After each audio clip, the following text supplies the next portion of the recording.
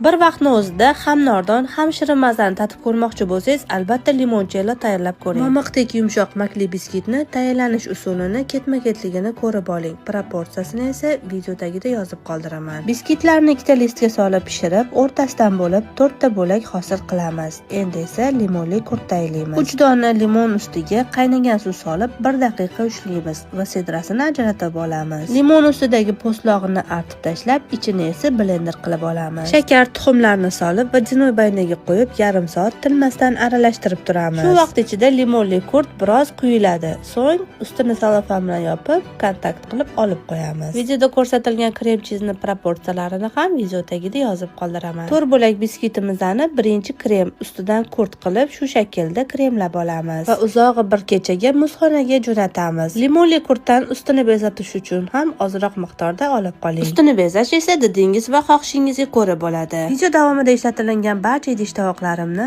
Asiya Home do'konidan xarid qilganman. Agar siz nozik did egasi bo'lsangiz va oshxona interyeriga jiddiyroq yondashadigan bo'lsangiz, bir-biridan go'zal idish-tovoqlar Asiya Home do'konida mavjud.